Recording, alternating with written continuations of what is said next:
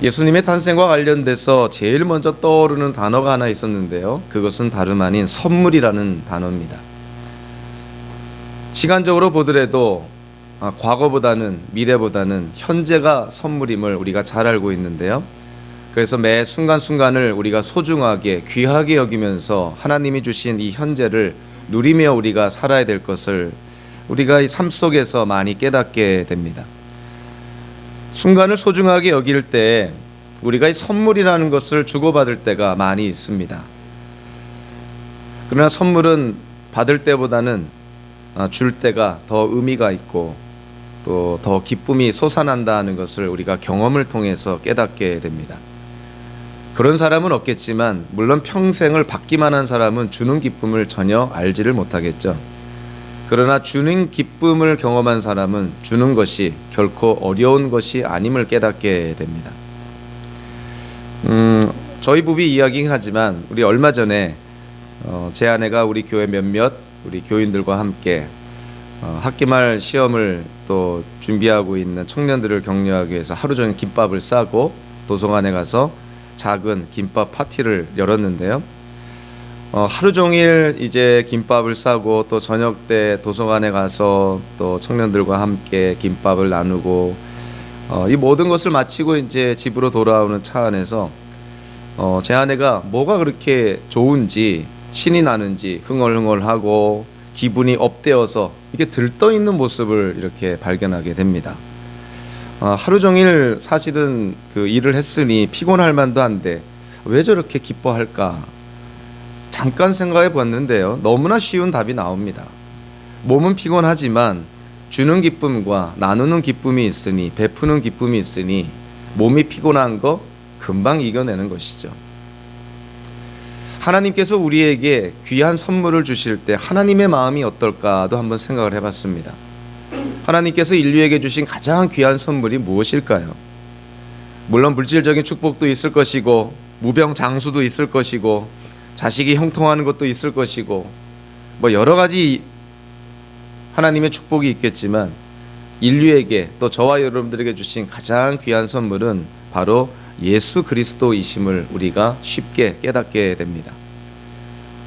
하나님의 때가 됐을 때 예수님이 이 땅에 태어나셨을 때 온 인류의 구원을 위해서 우주적인 즉 온 우주 만물의 회복을 위해서 예수님이 이 땅에 오셨을 때 즉 하나님이 예수님을 이 땅에 보내셨을 때 유일하신 아들 외아들 독생자 예수님을 이 땅에 보내셨을 때 하나님의 마음이 어땠을까 생각해 보면 참 우리가 부족하지만 하나님의 마음을 어렴풋이 깨닫게 됩니다. 일반적으로 성경학자들이 동의하는 것이 있는데요. 초대교회의 가장 오래된 신앙 고백 그것은 고린도전서 15장 3절 4절의 말씀이라고 일반적으로 동의를 합니다. 고린도전서 15장 3절 4절에 보니까 사도 바울이 그 당시에 초대교회 고린도 교회에 보낸 서신서 안에서 다음과 같은 그 말씀을 합니다. 나도 전해받은 중요한 것을 여러분에게 전해드렸습니다. 즉 사도 바울이 지금 하는 얘기는 사도 바울도 들은 얘기라는 것이죠. 그 내용이 복음인데 그래서 시간적으로 보면 초대교회에서 가장 먼저 형성된 신앙 고백서가 아닌가 이렇게 성경학자들이 이해를 합니다. 고린도전서 15장 3절 4절에 이렇게 말합니다. 사도 바울이 전해 듣고 고린도 교회 성도들에게 전해준 내용은 다음과 같습니다. 그것은 곧 그리스도께서 성경대로 우리 죄를 위하여 죽으셨다는 것과 무덤에 묻히셨다는 것과 성경대로 사흘날에 살아나셨다는 것과 이것이 사도 바울이 초창기 때 전해 들은 신앙 고백 복음이었다는 것이죠. 이 신앙 고백 안에서 가장 중요한 팩트 사실이 뭐냐면 예수님의 죽음과 부활이라는 것입니다. 즉 복음의 핵심에는 예수님의 죽음과 부활이 있다는 것이죠. 좀 더 우리가 이 부분을 더 간단하게 얘기를 한다면 복음이 곧 예수 그리스도라는 것입니다. 즉 예수님이 우리에게 복음이 되신다는 것이죠. 세상이 줄 수 없는 이 복음, 기쁜 소식, 선물을 저희들은 지금 받아서 누리고 있습니다.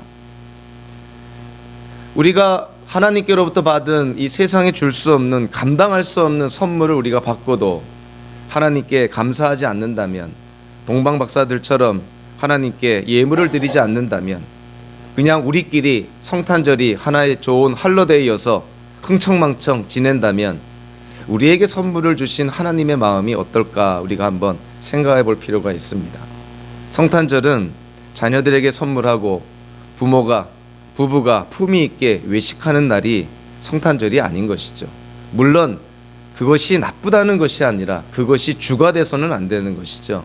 가장 주가 돼야 될 것은 우리에게 구원과 영생을 위해서, 온 우주의 회복을 위해서 이 땅에 오신 예수 그리스도로 말미암아 우리가 하나님께 감사해야 된다는 것이죠. 성탄절은 그저 번쩍이는 그런 네온사인 추리, 선물을 주고받고 흥청망청 술 먹고 파티하고 이런 것이 아니라 사실은 우리의 구원을 위해서 우리에게 예수 그리스도를 보내주신 하나님께 감사하는 그러한 날이 성탄절이라는 것입니다. 그래서 적어도 여기에 모인 여러분들은 하나님께서 이 땅에 보내주신 예수님께 감사하는 지금 성탄주일 예배를 저희들이 드리는 것이죠. 하나님이 이 예배를 얼마나 기뻐 받으실까 생각하면 참 흐뭇한 마음입니다.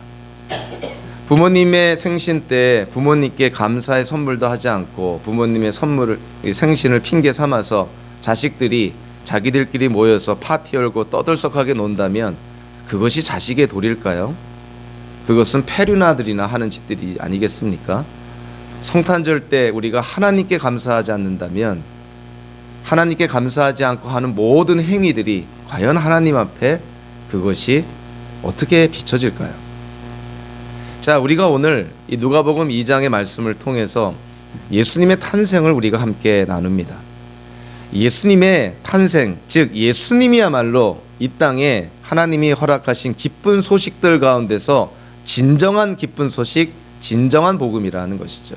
예수님이야말로 우리에게 기쁨과 감사와 소망의 근원이 되시는 분이니 정말 예수님이야말로 우리에게 기쁜 소식이 된다는 것입니다. 자, 오늘 본문을 우리가 세 가지로 좀 나누어서 이야기를 따라 나아가도록 하겠습니다. 1절부터 7절까지는 예수님의 탄생에 대해서 묘사합니다. 이 누가라는 사람은요, 직접적인 그 직업은 내과 의사였지만 현대 성경학자들이 그 이야기로는 아주 훌륭한 역사학자라고 그렇게 인정을 합니다. 그렇게 꼼꼼하게 자료들을 수집해서 체계적으로 이렇게 정리해 놓는 아주 훌륭한 역사학자였다는 것이죠. 그래서 이 누가복음이 다른 복음서와 달리 다른 복음서에 없는 그러한 내용들이 많이 들어가 있습니다. 정말 역사학자다운 아주 꼼꼼하고 치밀한 그러한 구성을 우리가 보게 되는 것이죠. 그래서 오늘 이 예수님의 탄생과 관련돼서 오늘의 본문을 보면 구체적인 역사적인 배경이 언급이 됩니다. 자, 언제 예수님이 탄생을 하셨냐면 로마의 초대 황제인 아우구스투스가 황제로 있을 때, 구레니오라는 사람이 시리아의 총독으로 있을 때 예수님이 이 땅에 태어나신 것을 우리가 깨닫게 됩니다. 예수님의 탄생과 관련돼서 사도 누가가 먼저 언급한 것이 뭐냐면 황제의 칙령, 명령을 언급을 합니다. 아우구스투스 명령에 의해서 지금 로마 제국 산하에 있는 모든 사람들이 호적 등록을 해야 되는데, 이 호적 등록을 하려면 자기 고향, 자기가 태어난 곳으로 가야 된다는 것이죠. 그래서 자연스럽게 나오는 것이 뭐냐면 이 아우구스투스 명령에 의해서 예수님의 그러한 육신의 부모인 요셉과 마리아가 지금 요셉의 그런 고향인 베들레헴으로 내려가고 있는 그런 상황을 우리에게 보여주고 있습니다. 지금 요셉과 마리아는 갈릴리 지역의 나사렛이라는, 우리 유대의 그런 지도를 보면 저 위에 갈릴리 호수가 있고 그리고 요단강 따라 내려가다 보면 큰 사해가 있게 되는데요, 그 갈릴리 호수 주변 지역이 갈릴리라고 우리가 칭합니다. 거기에 있는 작은 동네 나사렛에서 지금 요셉과 마리아가 있다가 지금 이 사해 서편에 있는 베들레헴으로 호적 등록하러 내려오는 것이죠. 이 당시에는 이 유대인들이 사마리아 지역을 통과하지 않았기 때문에 요단강을 건너서 요단강 동편으로 내려오다가 다시금 요단강을 건너서 이 베들레헴 또는 예루살렘으로 이렇게 방향을 잡습니다. 그러니까 지금 요셉과 만삭된 마리아가 지금 아우구스투스 황제의 명령 때문에 나사렛에서 베들레헴까지 지금 걸어가고 있는 것이죠. 이 나사렛에서 베들레헴까지가 거리가 130km 정도 거리라고 그러고요. 그리고 이 거리는 보통 사람들이 3일 정도 걸어서 가는 그러한 길이라고 그럽니다. 만삭된 마리아를 데리고 요셉이 지금 나사렛에서 베들레헴까지 걸어간다는 것은 그것은 참 쉽지 않은 그러한 여정이었음을 우리가 쉽게 깨닫게 됩니다. 다윗은 베들레헴 출신이어 가지고요. 이 베들레헴을 성경에서는 그냥 다윗의 동네 이렇게 대신 그렇게 칭하기도 합니다. 자, 3일 넘게 나사렛에서 베들레헴까지 이 만삭된 마리아가 이렇게 걸어가고 요셉과 함께 여행을 했으니 이제 베들레헴에 도착했을 때 출산을 하게 되는데요. 자, 5절부터 7절까지를 통해서 보니까 마리아가 임신 중이었는데 베들레헴 근처에 와서 마리아가 해산을 하게 됩니다. 출산을 하게 됩니다. 요즘도 이게 출산이 좀 늦어지고 그러면은 의사들이 임산부들한테 좀 많이 걸으라고 그렇게 충고를 하죠. 하루 종일 걸으라, 많이 걸으라 이렇게 얘기하는데 마리아가 만삭이었는데 그 험한 길을 3일 넘게 걸어왔으니 베들레헴에 도착했을 때는 그냥 자연스럽게 출산하는 어떤 그러한 과정이 되었던 것이죠. 그래서 이 나사렛에서 베들레헴까지 130km를 걸어서 마침내 베들레헴에 도착했을 때 이 마리아가 예수님을 출생하게 됩니다. 자, 이 사건과 맞물려서 또 하나의 사건을 이제 이 누가가 기록을 하고 있는데요. 그것이 오늘 8절부터 14절까지 내용에 나와 있습니다. 자, 이 요셉과 마리아가 여행을 해서 베들레헴에 가서 이 아기 예수를 출생하는 그러한 과정 속에서 지금 또 하나의 장면이 지금 기록이 되어 있는데 그것이 뭐냐면은 천사가 목자들에게 나타나서 예수님의 탄생을 고지한 사실입니다. 즉 알려준 사실이라는 것이죠. 9절에 보니까 주님의 한 천사가 목자들에게 나타나니 그들이 두려워하였다 그랬습니다. 10절 12절에 보니까 천사가 그 목자들에게 메시지를 전합니다. 이 천사의 주된 그들이 하는 일이 메신저의 역할이죠. 하나님께서 말씀한 내용을 천사들이 특정한 사람들에게 전하는 것인데요. 그 10절 12절에 보니까 예수님의 탄생에 대해서 전합니다. 온 백성에게 큰 기쁨이 될 소식을 전할 텐데 그것이 뭐냐면 다윗의 동네 즉 베들레헴에서 너희에게 구주 그리스도 주님이 나셨다 하는 것이죠. 그리고 주님은 그리스도는 그 구주는 어떻게 구별할 수 있냐면 그 아기가 포대기에 쌓여서 구유에 누워 있는 것을 볼 텐데 그가 바로 구주 메시아 그리스도 주님 이시다 하는 것을 목자들에게 이 천사가 알려줍니다. 다윗의 동네는 곧 베들레헴이고요. 이 베들레헴에서 메시아의 탄생을 사실은 미가라는 선지자가 미가서 5장 2절에서 이미 예언을 하고 있습니다. 이 미가 선지자는 주전 700년경에 남유다에서 활동했던 선지자입니다. 그러니까 대략적으로 700년 후에 태어날 메시아에 대해서 이 미가 선지자가 예언한 것이죠. 근데 그 메시아의 탄생을 어디로 정확하게 표현하고 있냐면 미가서 5장 2절에 보니까 그러나 너 베들레헴 에브라다야 하면서 거기에서 이스라엘을 다스릴 자가 태어날 것임을 예언을 하고 있습니다. 그러니까 700년 전에 예수님의 탄생을 미가 선지자가 예언한 것이죠. 어떻게 보면은 예수님의 베들레헴 탄생은 구약에서 언급된 수많은 예언 가운데 하나의 성취임을 우리가 쉽게 깨닫게 됩니다. 언어적으로도 우리가 좀 이해가 될 수 있는 부분이 있는데요. 이 베들레헴을 문자적으로 번역하면 빵집이라는 뜻입니다. House of Bread라는 뜻인 것이죠. 예수님께서 요한복음 6장 34절에서 예수님께서 자신을 어떻게 평가하고 있냐면 선포하고 있냐면 내가 생명의 빵이다 이렇게 말씀을 합니다. 빵의 집 베들레헴에서 생명의 빵이신 예수님께서 태어나신 것이죠. 사실 언어적인 그러한 측면에서도 우리에게 묘한 어떤 암시를 주고 있는 것이죠. 베들레헴 그곳에서 이 땅에 생명의 빵이 되시는 예수님께서 태어나셨다는 것입니다. 천사가 목자들에게 이 메시지를 이제 전하고 났을 때 13절과 14절에 보니까 갑자기 많은 천사 천군들이 나타나서 하늘 군대가 나타나서 하나님을 찬양하는 내용이 기록이 되어 있습니다.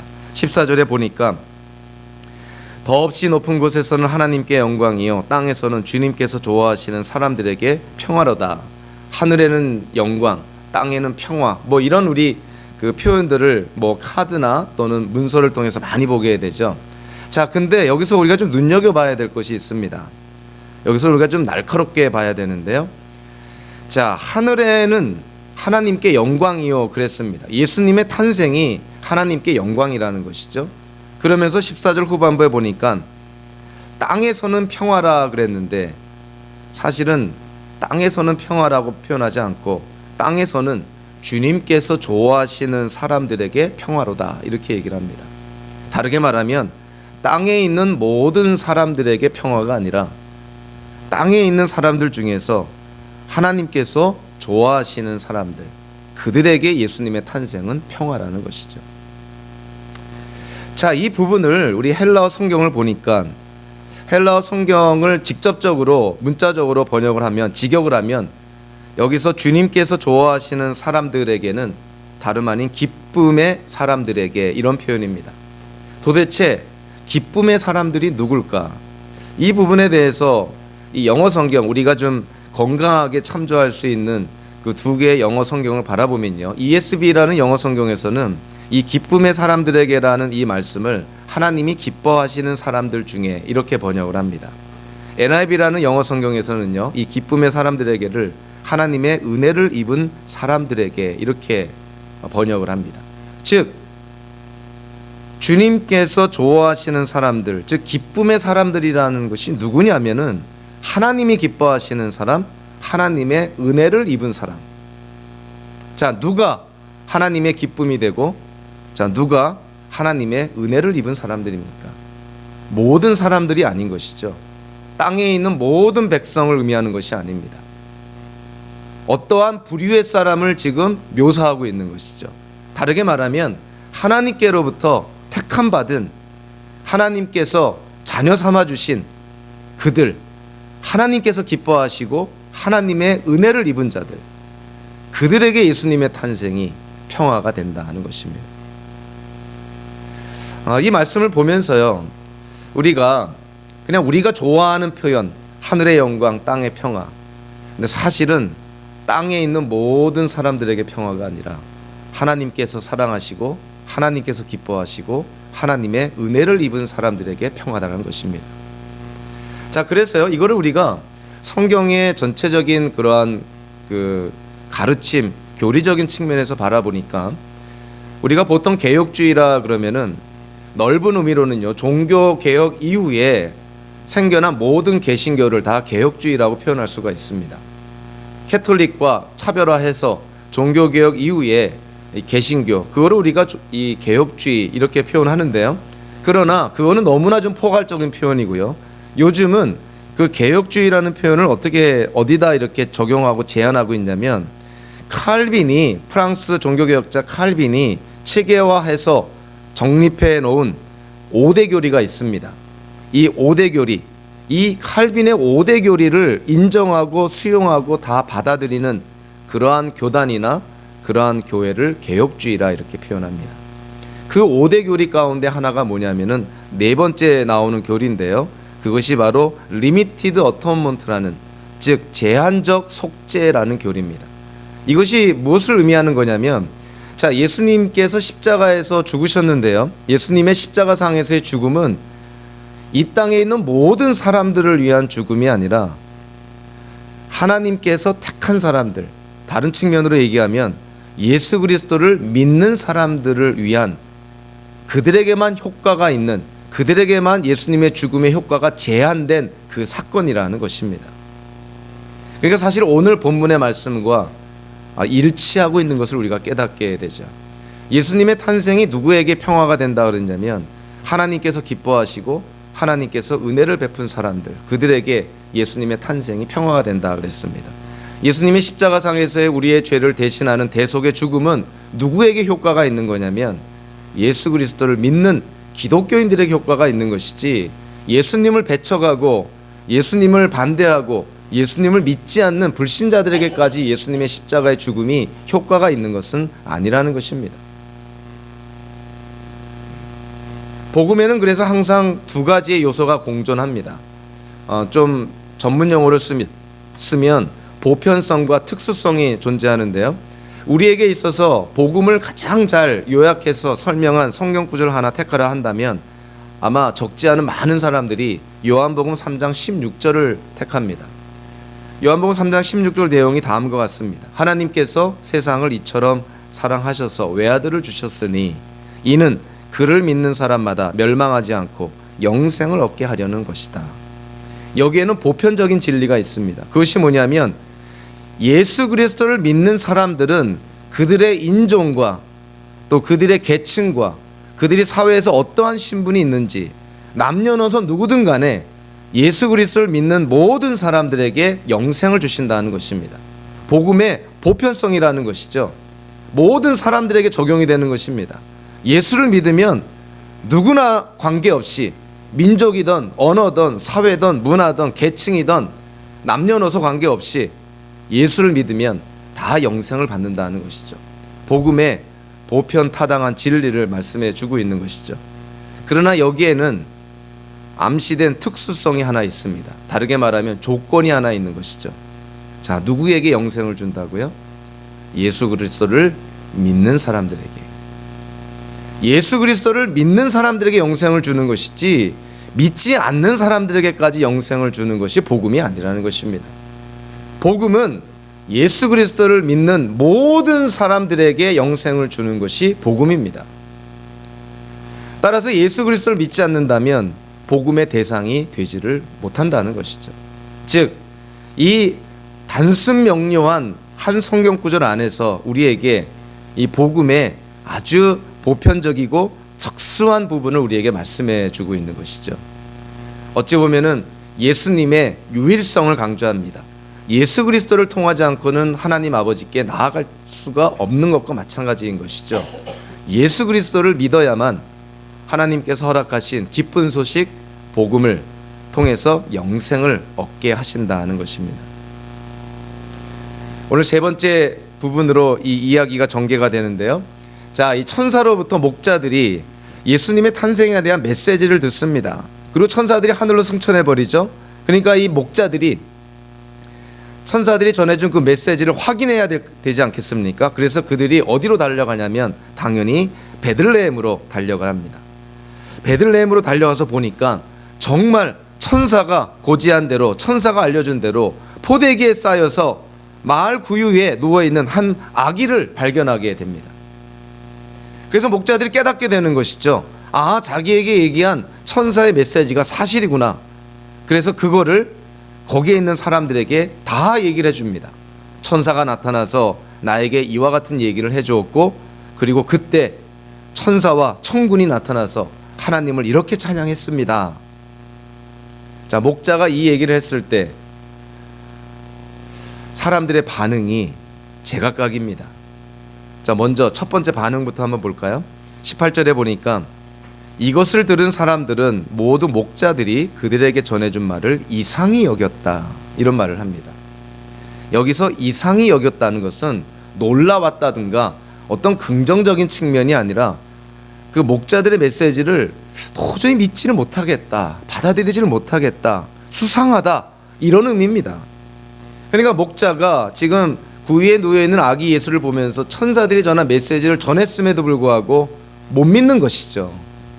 회의하는 것이죠. 의심하는 것이죠. 과연 그런 일이 일어날까? 과연 하나님이 인간이 되어서, 그것도 왕궁의 왕자로 태어나는 것이 아니라 저 말 구유에 저 비천한 환경에서 저렇게 태어나실까? 사람들이 이상히 여깁니다. 현대에도 많은 사람들이 그러죠. 십자가의 복음을 전하면 어떤 사람들한테는 그것이 걸림돌이 되고 어떤 사람들한테는 그것이 어리석은 말처럼 들리게 되는 것이죠. 어떻게 예수라는 한 사람이 십자가에서 죽은 것이 인류의 구원에 직접적인 관계가 있느냐? 많은 사람들은 이상히 여깁니다. 의심하고 회의하고 배척하는 것이죠. 자, 그러나 목자의 말을 들은 또 한 사람의 반응은 전혀 다릅니다. 19절에 보니까 이 마리아에 대한 반응이 나오죠. 마리아는 이 모든 말을 고이 간직하고 마음속에 곰곰이 되새겼다. 사실 원어적으로 보니까 보존하다, 숙고하다, 이 단어가 지금 보존하다가 이제 본동사고 숙고하다라는 말이 이제 종속절의 동사 분사구문처럼 나오는데, 그러니까 이 마리아가 어떻게 했다는 거냐면 목자의 말을 듣고 심사숙고하면서 그 말을 마음속에 잘 보존했다, 이런 뜻이에요. 그러니까 마리아는 목자가 하는 말이 예사롭지가 않은 거예요. 왜 그러냐면 이 세상 그 누구보다도 예수님께서 동정녀 탄생이라는 사실을 누가 확실하게 분명하게 증거할 수 있냐면 사실은 예수님의 모친인 마리아인 것이죠. 그렇기 때문에 마리아는 이 목자가 전해준 이 메시지가 다른 사람들은 이상히 여기고 못 믿을지 모르지만 마리아는 자기에게 일어난 일을 지금 확인하고 있는 것입니다. 실제로 누가복음 1장 31절 33절 오늘 본문 앞에 보면 천사 가브리엘이 마리아에게 나타납니다. 마리아에게 나타나서 마리아, 너를 통해서 하나님이 태어날 것이다. 다윗의 왕위를 물려받을, 야곱의 집을 다스릴, 그리고 그의 나라가 무궁한 메시아 그리스도가 너를 통해서 태어날 것이다. 이거를 가브리엘이 누가복음 1장 31절 33절에서 이미 마리아에게 고지합니다. 그러니 목자가 지금 마학 아기 예수를 탄생한 그 후에 목자가 찾아와서 천사들이 한 얘기를 들을 때 마리아는 자기가 천사한테 들은 얘기, 자기가 경험한 것, 지금 목자가 전해주는 말 다 지금 이렇게 심사숙고하면서 마음속에 잘 지금 간직하고 있는 것이죠.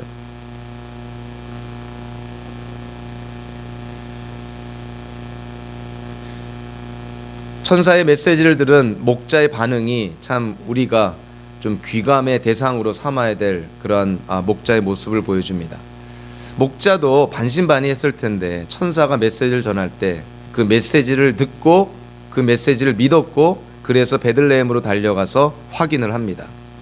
확인을 해봤더니 정말 천사가 얘기한 대로 한 아기가 포대기에 쌓여서 마을 구유에 누워 있는 것을 보게 되는 것이죠.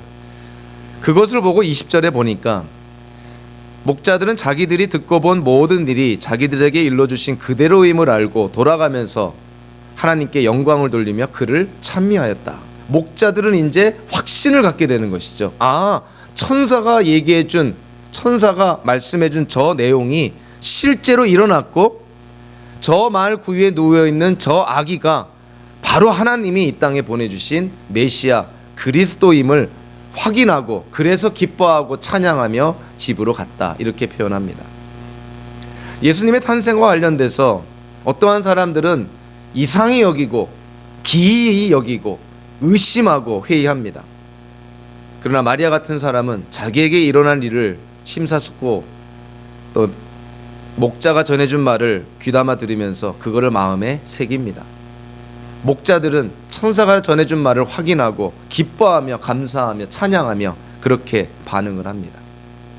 자, 이 오늘 본문에 나온 이 내용이 사실은 마태복음 2장에도 거의 같은 그러한 내용을 우리에게 보여줍니다. 자, 마태복음 2장에서는요 목자가 찾아오는 것이 아니라 동방박사가 찾아옵니다. 동방박사가 이 점성술을 하는 사람들인데 별을 보고 메시아의 탄생을 이 별을 보고 쫓아와서 이 예루살렘으로 찾아오게 됩니다. 자, 이 동방박사들이 생각을 했을 때 이 땅에 메시아 그리스도가 태어난다면 그 이스라엘이라는 그 유대의 그 땅 안에서 만약에 메시아 그리스도가 태어난다면 과연 어디서 태어났을까? 동방박사들이 예상하기로는 당연히 예루살렘이겠거니 생각을 했겠죠. 거기에는 헤롯 성전이 있고 또 유대 사회의 중심지니까 당연히 예루살렘에서 태어났겠거니 생각을 하고 예루살렘을 찾아오게 됩니다. 그래서 그 마태복음 2장 2절 3절에 보니까 그 예루살렘에 찾아와서 동방박사들이 묻습니다. 유대인의 왕으로 나신 이가 어디에 계십니까? 자기가 별자리를 보고 찾아왔는데 유대인의 왕 메시아 그리스도가 태어났다는 거예요. 근데 이 지역에서 태어났다는 것입니다. 자, 이 말을 듣고요, 마태복음 2장 3절에 보니까 이렇게 묘사합니다. 헤롯 왕은 이 말을 듣고 당황하였고 온 예루살렘 사람들도 그와 함께 당황하였다.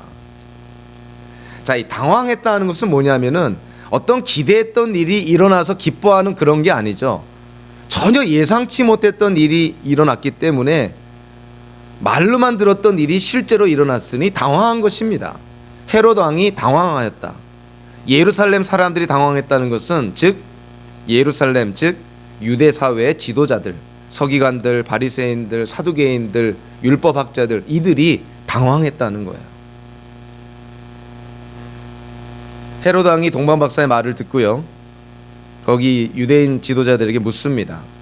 너희들이 지금 율법을 잘 알 텐데 구약 성경에 메시아 그리스도의 탄생에 대해서 뭐라고 예언되어 있느냐? 그랬더니 또 율법학자들이, 바리새인들, 사두개인들이 또 율법을 잘 합니다. 아, 베들레헴이라는 곳에서 메시아가 탄생한다고 예언되어 있습니다.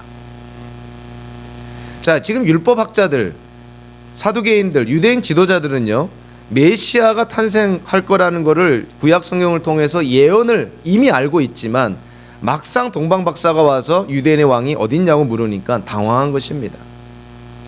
사실은 믿는 것 같았지만 실질적으로는 믿지 않은 것이죠. 성경에서 예언은 돼 있지만 설마 이 일이 일어날까?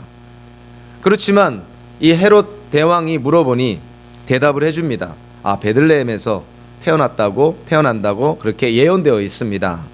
그래서 결국은 이 동방박사들이 이런저런 과정을 통해서 헤롯 대왕을 속이고 나중에 자기 나라로 돌아가고, 헤롯 대왕은 그 사실을 알고 나서 자기가 이 속임을 당했다는 사실을 알고 나서 여러 가지 이유로 어떠한 명령을 내리냐면 베들레헴과 그 지역의 2살 미만의 사내 아이들은 다 죽이라는 명령을 내립니다. 다르게 말하면 이 헤롯 대왕 같은 사람은 예수 그리스도의 탄생 때문에 당황해야 하는 사람이 아니라 예수님의 탄생을 지금 방해하는 대적으로 나오는 것이죠. 예수님 메시아 그리스도 탄생 원하지 않는다는 거예요. 자, 헤롯 대왕이 왜 그랬냐면 이 헤롯 대왕은요, 그 배경을 우리가 보면은 헤롯 대왕은 이 정치적인 권력에 눈이 먼 사람입니다. 자기가 잡고 있는 권력에 조금이라도 누가 도전한다면 아내도 죽여버렸고 친아들도 죽여버린, 자기 권력을 지키기 위해서는 물불을 가리지 않는 사람이었던 것이죠, 헤롯 대왕이. 그런데 그 헤롯 대왕에게 동방박사가 와서 한다는 얘기가 유대인의 왕이 났는데 어디서 났는지 아느냐 물어봤더니 헤롯 대왕이 놀랄 수밖에 없는 것이죠. 자기 아내와 자식을 죽이면서 지킨 권력인데 유대인의 왕이 태어났다니. 그래서 결국은 헤롯 대왕은 메시아 그리스도고 뭐고 관계없이 유대인의 왕을 죽이려고 한 것입니다. 예수님의 탄생에 당황해하는 사람들이 있었고 예수님의 탄생을 대적하는 사람들이 있었고, 그런 반면에 이 마태복음 2장에 나오는 이 동방박사들 같은 경우는 예수님의 탄생, 메시아 그리스도를 사실은 영접하는 사람들인 것이죠. 그 먼 길에서 메소포타미아 지역, 그 바벨론 그 먼 지역에서 별자리를 보면서 메시아 그리스도의 탄생을 지금 추적하면서 예루살렘까지 왔다가 결국 베들레헴까지 오게 돼서 아기 예수를 만나보고 돌아가게 되는 것이죠. 자, 예수님이 탄생할 때에도요, 예수님의 탄생과 관련돼서 당황해하는 사람들이 있었고, 그 예수님의 탄생을 대적하는 사람들이 있었고, 그 예수님의 탄생으로 예수님을 영접한 사람들이 있었습니다. 예수님의 초림 때에도 반응이 제각각이었다는 것이죠. 그런데 예수님의 초림 때 예수님이 성육신하는 이 성탄절에 보여진 사람들의 이 제각기 다른 반응은요, 예수님이 이 땅에 다시 오시는 예수님의 재림 때에도 사람들의 반응은 제각기 달라질 것입니다. 설마 하다가 예수님이 다시 오실 때 얼마나 당황해하는 사람들이 있을까? 예수님께서 이 땅에 다시 오시는 그 재림을 지금 고의적으로 대적하는 사람들이 우리 주변에 얼마나 많이 있습니까? 무슨 말씀이냐면, 자, 예수님이 이 땅에 언제 오신다고 그랬냐면 복음이 땅 끝까지 전해지면 이 땅에 오신다 그랬습니다. 모든 민족에게 복음이 전해지면 예수님이 이 땅에 다시 오신다고 그랬습니다. 자, 땅 끝까지 복음을 전하고 모든 민족에게 복음을 전하는 그 역할과 책임이 누구에게 주어졌을까요? 그 역할과 책임은 우리 기독교인들에게 주어졌습니다. 우리가 하나님께 받은 은혜에 감사해서 선택받은 자로서 아직 복음이 전해지지 않은 곳에 가서 하나님 나라의 복음을, 예수님을 증거하고 전해야 된다는 것이죠. 그런데 복음을 증거하고 전할 때 그들을, 기독교인들을, 선교사들을 대적하는 자들이 있는 것이죠.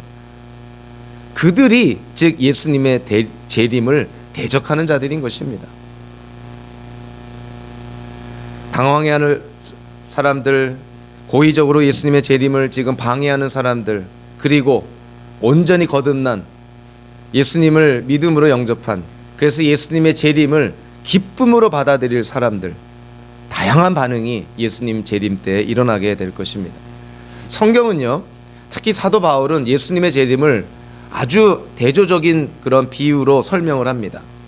예수님의 재림이 어떤 사람들에게는 도적이 쳐들어오는 것 같이 보여질 거라는 것이죠. 그러나 어떤 사람들에게는 기다리던 신랑이 오는 것으로 보여진다는 것입니다. 그래서 이 땅에 사는 모든 사람들은요, 뭐 죽어있는 자나 살아있는 자나 예수님께서 이 땅에 다시 오실 때 나타날 반응은 두 가지밖에 없습니다. 예수님이 도적처럼 오시는 것처럼 보여서 무서워 두려워하던가, 아니면 약혼녀가 결혼식 때 신랑을 맞이하는 것처럼 기쁨과 감사한 마음으로 찬양하며 예수님을 맞이할 것인가. 반응은 딱 두 가지입니다. 저와 여러분들이 나중에 예수님이 이 땅에 다시 오실 때 우리에게 보여질 반응도 딱 두 가지인 것이죠. 예수님을 도적처럼 바라보고 무서워할 것인가, 아니면 예수님을 신랑처럼 바라보고 기뻐할 것인가. 저와 여러분들은 나중에 예수님 오실 때 어떠한 반응을 보일까요? 참 이 성탄절을 맞이해서 우리가 생각을 해봐야 됩니다. 예수님의 이 땅에 오시는, 즉 예수님의 초림은 초림으로 끝나지 않습니다. 십자가 상에서의 죽음과 부활과 승천을 통해서 예수님은 분명히 이 땅에 다시 오신다는 것이죠.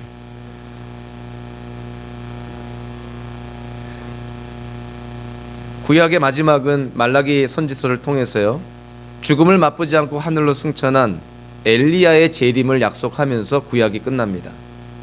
신약은 자 어떻게 시작이 되냐면 세례 요한의 출생으로부터 신약이 시작이 되는데, 예수님은 그 세례 요한이 바로 말라기 선지자가 예언한